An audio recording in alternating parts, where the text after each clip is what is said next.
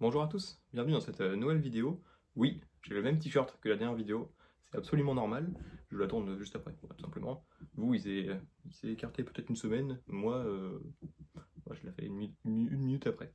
Donc comme je vous en avais parlé justement dans la vidéo sur John Romita Jr. qui j'espère vous a plu, du coup j'ai pas pu voir vos retours vu que la vidéo n'est pas sortie.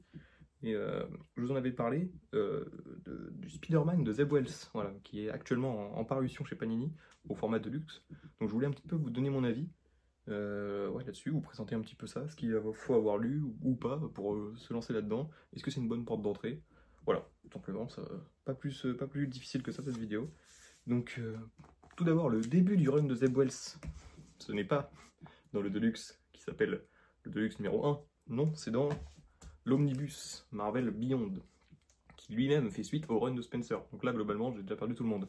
Je vais reposer ça et on va faire ça calmement. Il y a eu le run de Nick Spencer sur Spider-Man, qui a duré du coup 11 100% Marvel, donc bon, ils sont là, je ne l'ai pas sorti, mais ils sont là-bas. Donc il y a eu 11 100% Marvel avec presque 80 numéros, si je dis pas de bêtises, hein. 70 numéros. Donc le run de Spencer, il n'a pas fait que des fans, hein. Il y a beaucoup de gens qui n'ont pas aimé. Honnêtement, j'ai trouvé ça vraiment pas mal, moi. Je trouve que Nick Spencer a réussi quand même à créer des intrigues à long terme, ce qui n'est pas le cas de tous les scénaristes actuellement. Donc il a réussi à faire des intrigues à long terme, à tenir le lecteur en haleine avec le personnage de l'âme sœur, hein, donc ce méchant qui était teasé dès le début et où l'identité secrète a été gardée longtemps, peut-être un petit peu trop, mais on avait quand même ce fil en fond avec des intrigues qui se mettaient par-dessus, des intrigues plus courtes, plus longues. Il y avait notamment le tome avec Kraven qui était très cool, il y a eu pas mal de sagas en fait qui étaient vraiment sympas, il y a eu des épisodes avec le Scorpion. Il a réussi vraiment à jouer sur à nous, comment dire, à ramener des personnages très anciens pour nous les faire découvrir en fait si on ne les connaissait pas, notamment le personnage du Rédempteur que je connaissais de nom mais que j'avais jamais lu de comics là-dessus.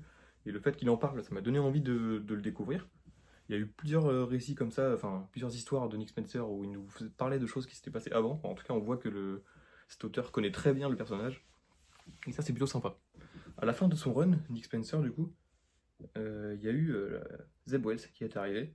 Et donc, il y a eu toute une période qui s'appelle la période Beyond. Donc, cette période-là, elle est un petit peu spéciale parce qu'on n'a pas Peter Parker en fait, c'est son clone, Ben Reilly, qui va être aux commandes. Et alors, qu'est-ce que j'ai pensé de cet omnibus? Honnêtement, c'est pas la lecture du siècle, clairement, c'est en dessous de ce qu'a fait Nick Spencer, et c'est en dessous de ce que fera Zeb Wells par la suite, mais il faut l'avoir lu. Enfin, en tout cas, c'est mieux, je trouve. Même si dans les Deluxe, c'est résumé ce qui s'est passé là-dedans, je trouve que c'est bien de l'avoir lu. Ce qui est chiant, c'est qu'ils l'ont sorti en omnibus, donc si vous devez le lire, bah, faut lire en omnibus. En même temps, s'ils avaient sorti ça en deux Deluxe, je pense que les gens auraient lu le premier et ils se seraient dit, bah, j'achète pas la suite vu que c'est pas terrible. Bon, quelque part, ils ont eu raison. Là-dedans, il y a des épisodes Amazing Spider-Man 75 à 93, des épisodes bonus 78B, ok. Mary Jane et Black Cat Beyond 1, ainsi que des épisodes Free Comic Book Day. Bon, en gros, il y a une trentaine d'épisodes. Et il y a une flopée de dessinateurs, je ne vais pas tous les citer, mais globalement, c'est bien dessiné tout le long. Hein. C'est du Spider-Man après tout, donc il est toujours gâté au niveau du dessin. Qu'est-ce que ça raconte du coup? On a au tout début Spider-Man, le Peter Parker, qui va se faire blesser gravement, d'ailleurs un peu connement, enfin il va tomber entre guillemets dans le coma à cause je sais plus comment ils s'appellent ces vilains, c'est les UFO je crois, les héros pas très, les vilains pas très connus. Il va tomber dans le coma et du coup ça va être Ben Reilly qui va prendre le relais et il va être au service entre guillemets d'une société qui s'appelle Beyond, qui au final on va se rendre compte que c'est pas vraiment des gentils, voilà ils sont un peu des magouilles et donc il va être un petit peu entre les deux cas, c'est qu'il va, d'un côté il a une sécurité là-dedans, il y a sa copine qui normalement est en prison, qui a été libérée exprès, donc il leur doit un peu quelque chose, mais en même temps, il a son sens moral, son sens de responsabilité qui fait que, bon bah, il veut quand même faire le bien. Il y a des aspects qui sont quand même très intéressants, hein. On a du coup en parallèle Spider-Man qui est dans le coma et qui essaye du coup de revenir quand même, hein.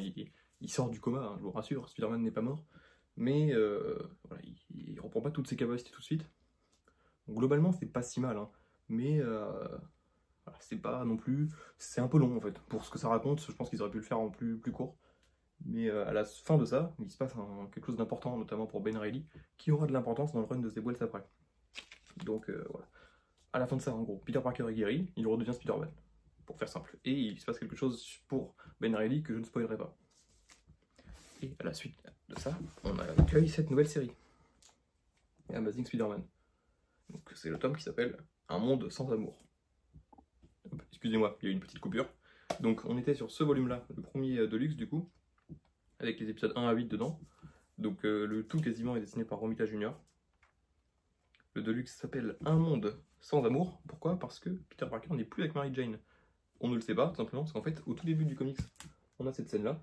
Ouais, il y a une grosse catastrophe, une grosse explosion, on ne sait pas trop ce qui s'est passé. Puis pouf, 6 mois plus tard.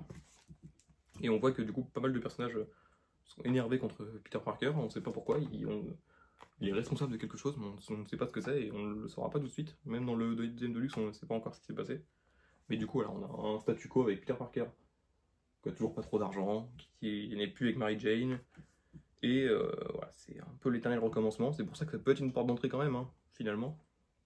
Et on va tout de suite après être plongé dans une guerre de gangs, avec notamment Tombstone, qui est plutôt bien écrit. Franchement, hein, c'est un personnage que je trouve dans ce comics-là est très intéressant, qui manipule un peu Spider-Man en fait, tout simplement. Donc en tout cas, le premier arc, je l'ai trouvé très cool. Franchement, il n'y a rien à dire. J'ai vraiment trouvé ça sympa et j'avais envie de lire les épisodes de la suite.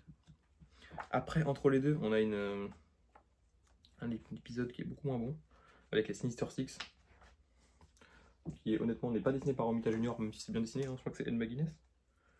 Mais c'est moins bon. Franchement, on a un personnage qui manipule les Sinister Six et moi j'ai moins aimé, voilà. Mais après on repart directement avec un arc dessiné par Romita Junior qui met en scène le Faucon. Et là c'est vraiment mieux. Franchement là c'est mieux. On a un combat contre Spider-Man qui est très très cool. Si j'arrive à le trouver. Voilà, avec des planches comme ça, franchement c'est très beau. Hein, franchement. Moi j'aime beaucoup en tout cas ce que fait Romita Junior là-dessus. Voilà, notamment cette scène où le Faucon emmène Spider-Man haut dans le ciel, il lui casse ses lance-toiles, puis il le laisse tomber. Franchement, c'est trop bien. Et du coup, on a aussi Spider-Man qui, vu qu'il a plus d'argent, va se retrouver à travailler pour, attention, nul autre que Norman Osborn. Bon, voilà, pareil, ça c'est quand même un gros doigt d'honneur pour la continuité hein, Spider-Man. Hein, on se demande comment il peut travailler avec quelqu'un comme ça après tout ce qui s'est passé, mais bref. Du coup, il va avoir un nouveau costume. Il va avoir une sorte de planeur un peu comme un bouffon. C'est original, hein, on l'a jamais vu, mais bon, est-ce que c'est ce qu'on a envie de lire? Peut-être pas, on aura envie d'un truc qui soit un peu plus profond peut-être, même s'il se passe des choses importantes. Mais voilà, on voit quand même Zed Wells, il n'y a pas une grosse prise de risque sur certaines choses.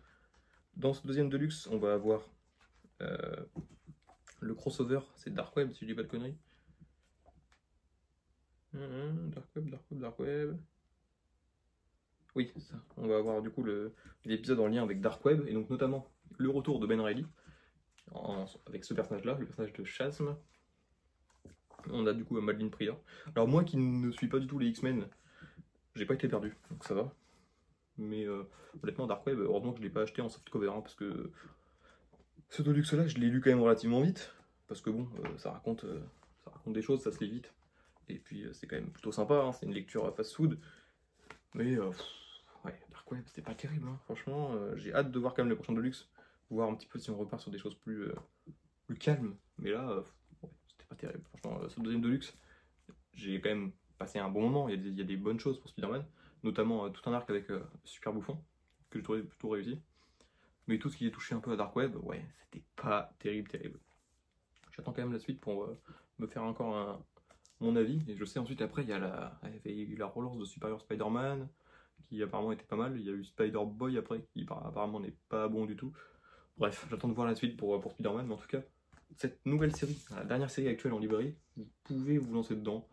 Vous ne serez pas déçu, vous ne serez pas complètement perdu. Franchement, c'est quand même bien expliqué et on comprend ce qui se passe. Donc voilà, c'est bien dessiné surtout.